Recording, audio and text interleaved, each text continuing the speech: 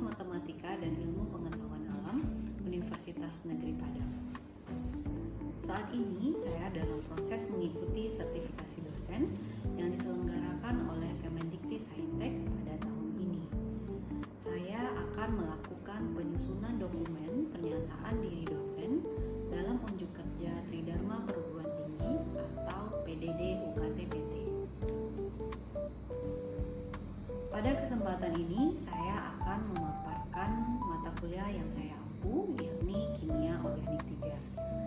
Saya mengajar Kimia Organik 3 pada semester ganjil Juli-Desember tahun 2024 dengan bobot 3 SKS.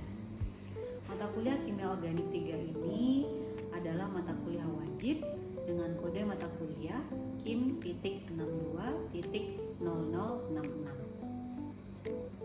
Mata kuliah ini mencakup berpikir kritis dalam menganalisis stereokimia senyawa organik, isomer geometri, konformasi, dan kiralitas. Mahasiswa juga mempelajari tentang senyawa aromatik polisiklik, senyawa aromatik heterosiklik, reaksi perisiklik, prinsip-prinsip FTIR, dan prinsip-prinsip spektrofotometri UV-Vis, serta analisis struktur-struktur senyawa organik sederhana. Pembelajaran Kimia Organik 3 dilaksanakan dengan blended learning, yaitu secara offline atau luring di dalam kelas dan online atau dalam jaringan melalui platform e-learning Universitas Negeri Padang pada e-learning.unp.ac.id. Mahasiswa dapat mengunduh RPS, bahan ajar, mengambil absen, dan memasukkan tugas pada platform e-learning. Sedangkan diskusi interaktif, studi kasus, dan presentasi dilakukan secara langsung di dalam kelas. Metode yang saya terapkan adalah metode aktif, partisipatif, berdasarkan dari kasus dalam kehidupan nyata. Yakni metodenya yang pertama, ceramah interaktif untuk membangun pemahaman konseptual mahasiswa terhadap konformasi senyawa organik. Yang kedua, pemaparan menggunakan alat peraga Mollimut untuk menjelaskan konformasi dari beberapa senyawa organik dan susunan atom-atom, suatu alkana dan sikloalkana dalam ruang 3 dimensi. Yang ketiga, studi kasus atau case method, yakni pembelajaran melalui kasus yang ditemukan yang berkaitan dengan materi yang sedang dipelajari. Capaian pembelajaran lulusan yang dituju dari mata kuliah ini mencakup CPL Sikap, pengetahuan, dan kecakapan umum. CPL Sikap meliputi memiliki karakter yang baik, religius, semangat nasionalisme, dan jiwa entrepreneur dengan memperhatikan norma etika yang berlaku dalam segala aktivitas dan pekerjaan profesional. Kemudian, memiliki kemampuan komunikasi yang efektif dan kerjasama tim dalam interaksi sosial dan pekerjaan. CPL Pengetahuan meliputi menguasai konsep teoritis tentang struktur, sifat, fungsi, perubahan, energi dan dinamika, identifikasi, pemisahan, karakterisasi, transformasi, dan sintesis bahan kimia atau mikromolekul, serta terapannya dalam kehidupan sehari-hari. Untuk CPL kecakapan umum, yakni mampu berpikir logis, kritis, dan inovatif dalam mengidentifikasi, menganalisis, dan memberikan solusi terhadap permasalahan yang sesuai dengan bidang-bidang keilmuan dan penguasaan teknologi. Adapun capaian pembelajaran mata kuliah dari mata kuliah Kimia Organik 3 ini, yakni pertama, menganalisis stereokimia, isomer geometri, dan konformasi untuk senyawa rantai terbuka dan senyawa siklik, serta kiralitas senyawa-senyawa organik. Yang kedua, menganalisis struktur, sifat, dan reaksi senyawa-senyawa organologam, aromatik polisiklik, heterosiklik, dan perisiklik. Yang ketiga, menganalisis struktur senyawa organik berdasarkan data spektroskopi inframerah dan spektroskopi ultraviolet tampak atau UV-Vis. Pokok bahasan yang dibahas pada perkuliahan ini mencakup Satu, stereokimia, yakni isomer geometri, konformasi, dan kiralitas. Yang kedua, organologam. Yang ketiga, senyawa aromatik polisiklik dan heterosiklik, reaksi perisiklik, dan yang terakhir, spektroskopi inframerah IR dan spektroskopi UV vis. Sumber pustaka utama yang dapat digunakan oleh mahasiswa yakni beberapa textbook kimia organik seperti Organic Chemistry dari Solomon dan Organic Chemistry dari McGrory. Kemudian untuk pustaka pendukung, mahasiswa dapat mengunduh artikel penelitian. Salah satunya artikel penelitian yang sudah saya publikasikan yang berkaitan dengan senyawa organik. Sistem penilaian dalam mata kuliah ini dilakukan secara terbuka. Item penilaian yang dimaksud yaitu UTS, UAS, tugas dan kuis, case method, kehadiran di dalam kelas, dan keaktifan di dalam kelas. Baiklah, untuk tahap selanjutnya mari kita simak video pembelajaran mata kuliah kimia organik 3 berikut. Assalamualaikum warahmatullahi wabarakatuh. Selamat siang mahasiswa sekalian. Selamat bertemu kembali pada perkuliahan kimia organik 3. Nah, ini kita sudah di minggu kedua ya. Nah, pada minggu kedua ini bagaimana perasaannya? Sudah belajar di minggu pertama kimia organik 3? Senang atau makin pusing? Makin pusing. Nah, kita akan membahas beberapa hal nanti ya. Kita melanjutkan materi yang kemarin, masih berkisah tentang konformasi ya, masih berkisah tentang konformasi. Nah, sebelumnya kita akan absensi terlebih dahulu.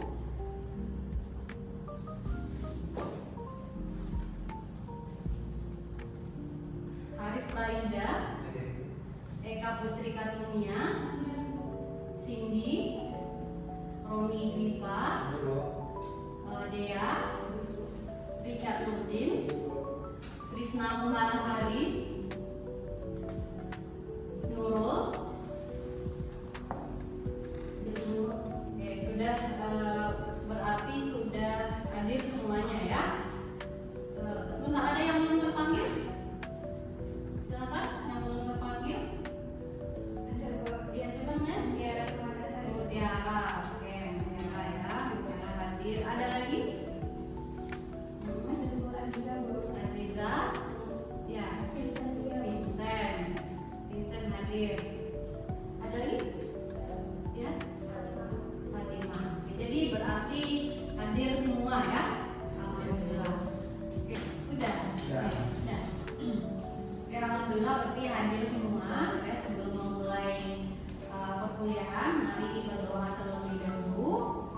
Nah, semoga apa yang kita usahakan hari ini ya dilancarkan oleh Allah Subhanahu wa taala dan diberkahi tentunya yang akan kita peroleh. Silakan berdoa terlebih dahulu.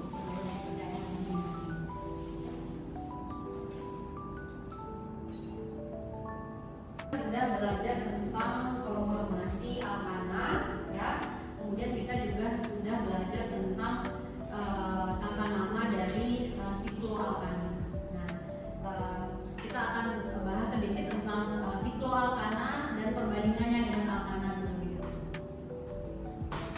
Kamu harus tentunya sudah bisa membedakan antara alkana dan sikloalkana ya. Sudah harus bisa ya. Jadi kalau kita bicara alkana itu C-nya kan rantai lurus ya kan. Kalau bicara sikloalkana maka C-nya membentuk siklik ya kan. Nah, kalau di alkana ya, kalau di alkana kamu tahu rumusnya itu kan CnH2n tambah 2 begitu ya. Kalau C-nya 1 berapa harusnya H-nya? Kalau kita bicara alkana ya. C-nya kan tadi rumusnya CnH2n tambah 2 ya. Berarti kalau C-nya 1 hanya 4 ya kan. Kalau C-nya 2 hanya 6 apa 8? 6 C-nya 3, H-nya 8 ya, C3 H8. Oke. Jadi kalau sikloalkana gimana? Sikloalkana. Ya. Rantainya kan harus siklik, ya kan? Kalau kita mau bicara rumus ya di kimia organik 1 kan sudah kita bahas juga. Itu sikloalkana itu rumusnya ada yang masih ingat? Cn H2n. Oke, bagus Haris. Cn H2n. Ya. Ada nggak C-nya 1 sikloalkana? Tidak ada. Kenapa nggak ada? Oke, tidak membentuk siklik. Kalau C-nya 2 ada nggak? Nggak ada juga ya. Oke, kalau C3? C3? Ada ya. Kenapa C3 ada? Nah, sekarang kalau kita lihat, kalau C3 H-nya harusnya 6 ya. Karena syaratnya harus membentuk siklik kan nggak mungkin C1 dengan siapa dia temannya nggak ada ya. Kalau C2 nggak bisa juga. Kalau C3 berarti harusnya C-nya 3, maka satu lagi di sini bisa membentuk siklik ya kan. Maka dari situ harusnya kamu sudah bisa merecall kembali kalau sikloalkana itu C paling kecil adalah C3 ya, yaitu siklopropana ya, bukan propana ya, tapi siklopropana. Nah, sekarang kita akan membahas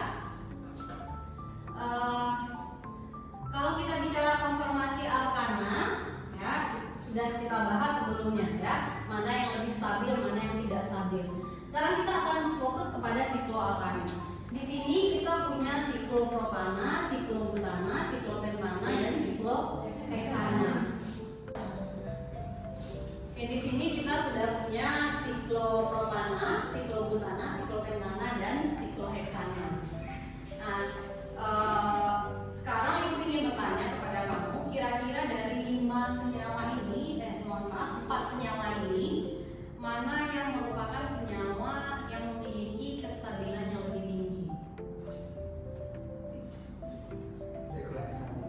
Sikloheksana. Kenapa sikloheksana?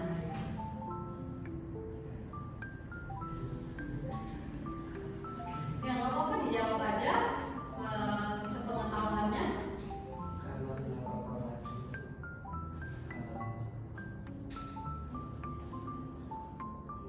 Konformasi ya, kuncinya adalah konformasi. Nah, cuman sebelum sampai ke situ ya, coba kamu lihat di sini ya. Kita punya siklopropana, sudutnya 60 derajat. Kalau siklobutana itu 90 derajat. Kalau siklopentana itu sudutnya 108 derajat. Sikloheksa 120 ya. Sebelumnya kita tahu bahwa alkana itu sudutnya itu harusnya yang standar adalah 109 derajat, ya kan?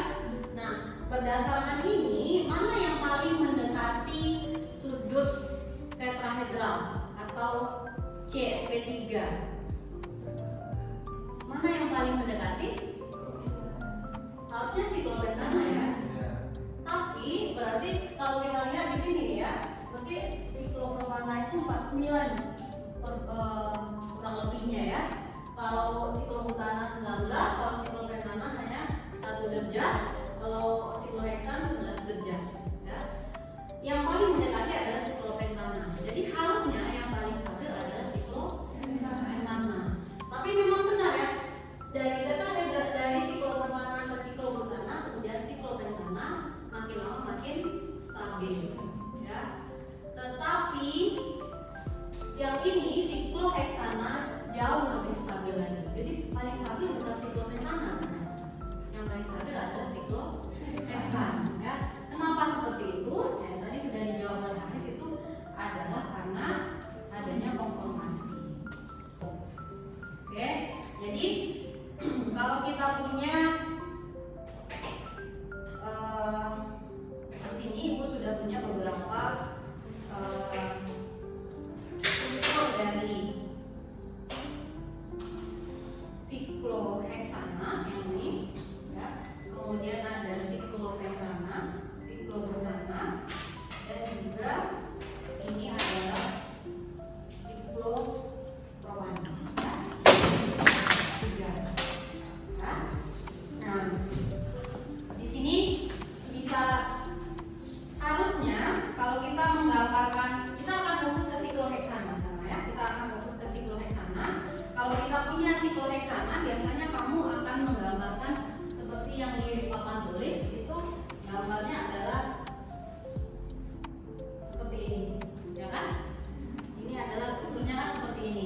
Jadi tapi apakah memang seperti itu sikloheksana?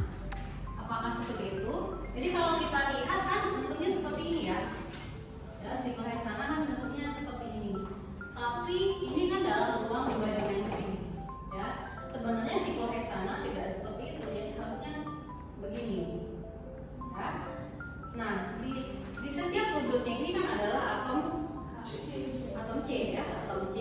Nah, maka H di sini akan menempel. Ya, jadi ini H di atas, ini H lagi. Jadi kalau kita punya H di sini kan hanya 2 ya. H.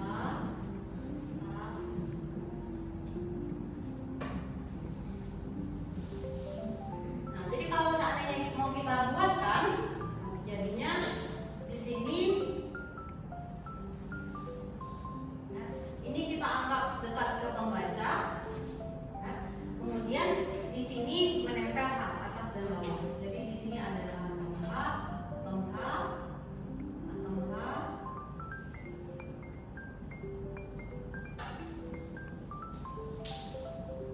atom H, gitu ya. Jadi kalau kita punya harusnya ini H22, di bawah di sini ada H22, ini ada H22, ini juga ada H22 gitu. Nah, tapi bentuknya yang sebenarnya adalah seperti ini. Jadi ini atom H yang warna putih, C62 gitu kan, ini H-nya. Nanti ada di atas, ada di bawah ya. Kalau dalam posisi seperti ini bisa kita lihat atom H dengan atom H ini kan jaraknya kan sama ya, jarak ikatan antara C dan H itu kan sama. Maka posisinya akan sejajar. Maka akan terjadi ada tolakan di sini. Ya, atom itu kan memiliki elektron, jadi mereka akan tolak menolak. Karena ada gaya tolak menolak ini, maka jadinya tidak stabil ya. Maka sikloheksana ini menata dirinya dengan yang disebut dengan konformasi tadi, mengatur jarak H ini dalam posisi sejauh mungkin ya, sehingga yang ujung ini ditarik ke atas ya, yang ujung ini ditarik ke bawah, sehingga nanti akan terbentuk suatu konformasi. Nah, ini bentuknya adalah bentuk kursi. Jadi ini ditarik ke atas, yang ujung sini ditarik ke bawah ya, terbentuklah kursi. Nah, ini yang disebut dengan konformasi kursi. Nah, konformasi ini sangat stabil. Jadi itulah kenapa yang menyebabkan sikloheksana itu sangat stabil. Kenapa sangat stabil? Karena tolakan antar H dan H-nya sudah tidak ada lagi. Jadi kalau tadi H ini dengan H ini kan harusnya dekat ya, kan bersebelahan. Kalau sekarang dia posisinya sudah menjauh, tidak sejajar lagi. Yang ini dengan ini sudah tidak sejajar lagi. Ya. Ini juga sudah tidak sejajar lagi. Gitu. Ya. Nah, untuk jadi kita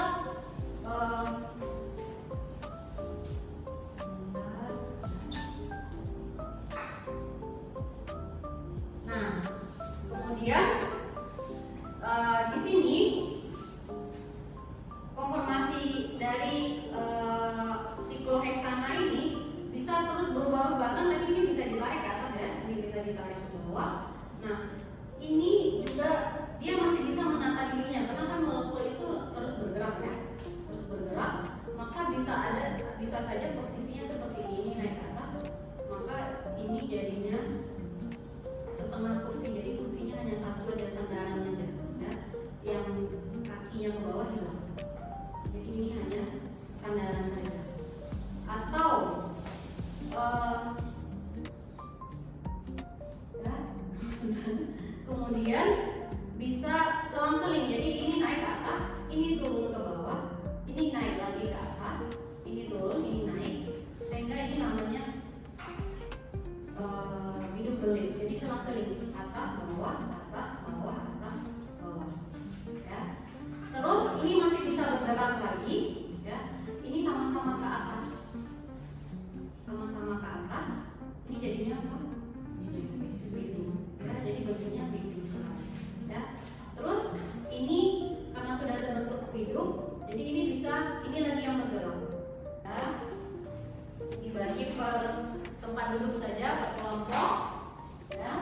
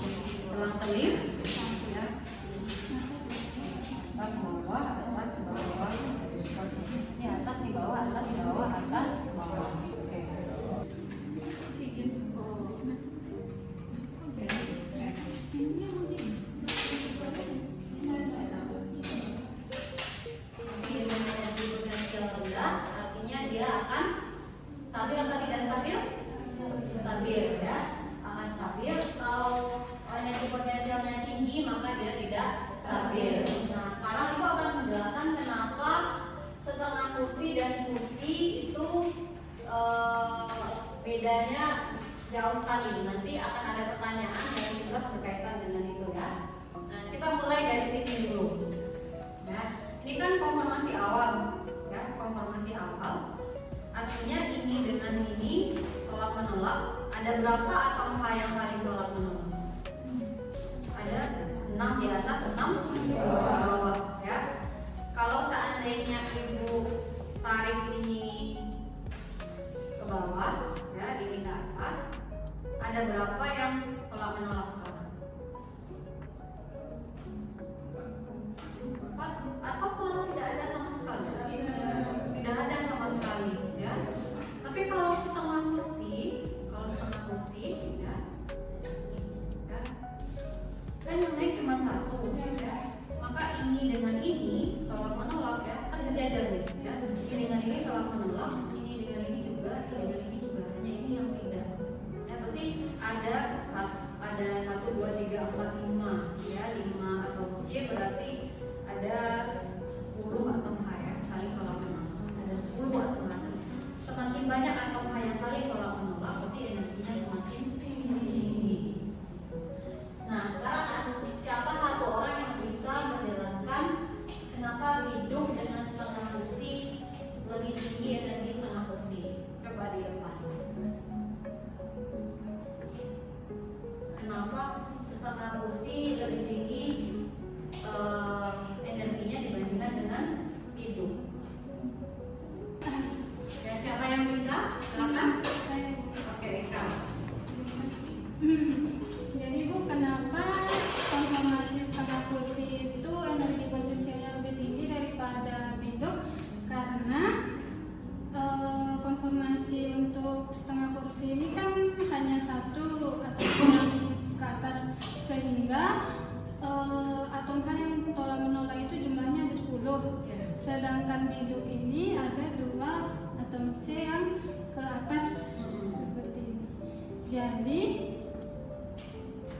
Jadi di sini ada atom H yang tolak menolak 1, 2, di sini 1, 2, jadi 4, 5, 6, 7, 8. Kemudian di sini Ya, itu juga. ini juga. Sehingga jumlah atom C yang tolak menolak di setengah kursi ini lebih banyak daripada pada biru.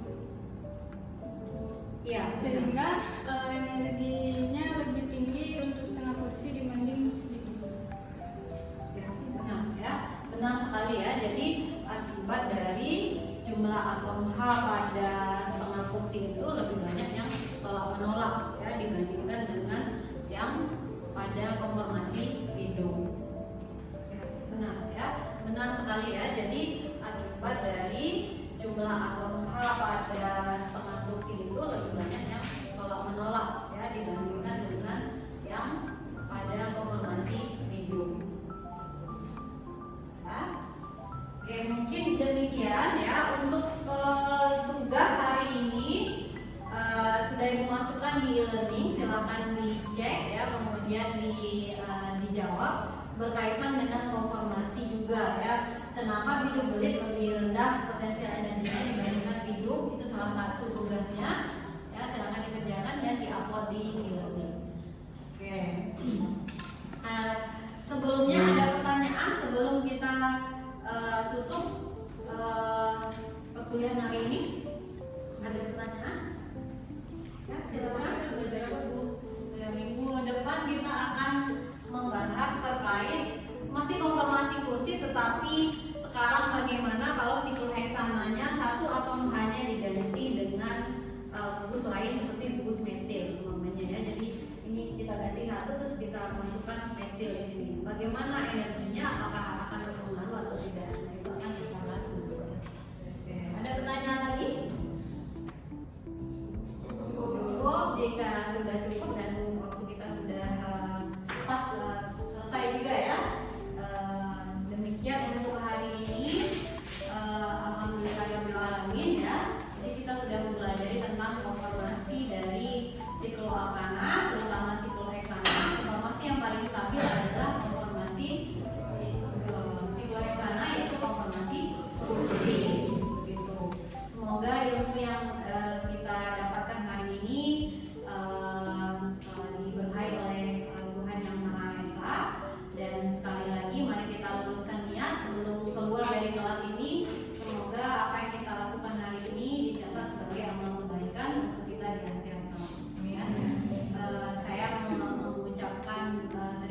dan mohon maaf